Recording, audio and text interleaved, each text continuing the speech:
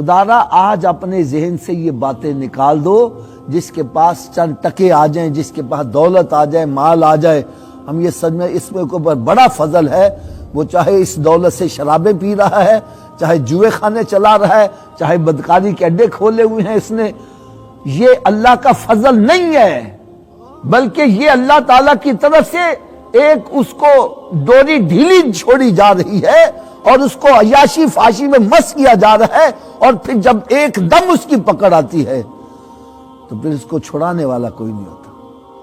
اب دیکھو یہ چائنا کتنے عروج پر پہنچا ہوا ہے، وہاں جگہ جگہ مساج سینٹر بنے ہوئے ہیں، عیاشی فاشی کے اڈے، بدکاری کے اڈے کھلے ہوئے ہیں، اور لوگ وہاں کی مثالیں دیتے ہیں، اور جی وہاں بدکاری کے اڈے کھلے ہوئے ہیں۔ تو دیکھو اب جب اللہ تعالیٰ کی طرف سے گرفت آئی، یہ کرونا وائرس کیا ہے؟ میرے آقا صلی اللہ علیہ وسلم نے ارشاد فرمایا، جب میری امت میں بے حیائی سر عام ہونے لگے گی تو اللہ تعالیٰ ان کو ایسی بیماریوں میں مبتلا کرے گا جن کے نام اور تذکرے پہلوں نے سنے نہیں ہوں گے۔ ہم نے آج تک کبھی ایڈز کا نام نہیں سنا تھا، کبھی کینسر کا نام نہیں سنا تھا، کبھی کورونا وائرس، کبھی ڈینگی وائرس کا نام نہیں سنا تھا۔ یہ کیا ہے؟ اتنی سائنس ترقی کرنے کے باوجود بھی اللہ تعالیٰ کی گرفت کے سامنے بے بس ہے۔ آج ہزاروں کی تعداد میں اموات ہو رہی ہیں، یہاں تک کہ کئی ملکوں نے اپنی پروازیں وہاں کی منسوخ کر دی، اس قدر خوف ان کے دل کے اندر ڈال۔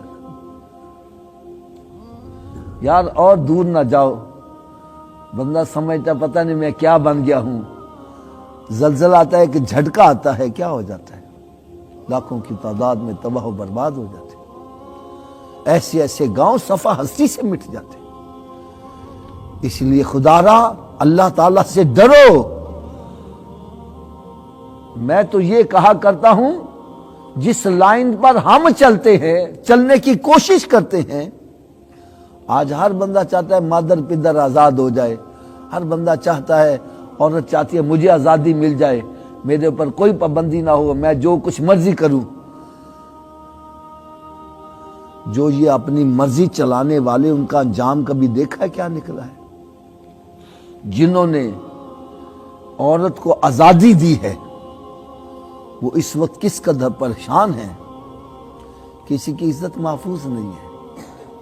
یقین جانو ایسے ایسے بندے جو باہر کے ملکوں میں گئے لیکن اب وہ پلٹ کر واپس آ رہے ہیں، وہ کہتا ہے جتنی دیر تک وہاں پیسے کمانے کی بات تھی، پیسہ ہم نے کمایا، لیکن جہاں تک فیملی کا تعلق ہے، ہمارے بچے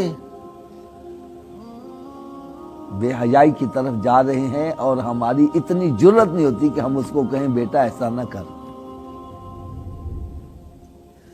ذرا سی سختی کریں، وہ ٹیلی فون کر دیں، پولیس والے آئیں گے، باپ کو گرفتار کر کے لے جائیں۔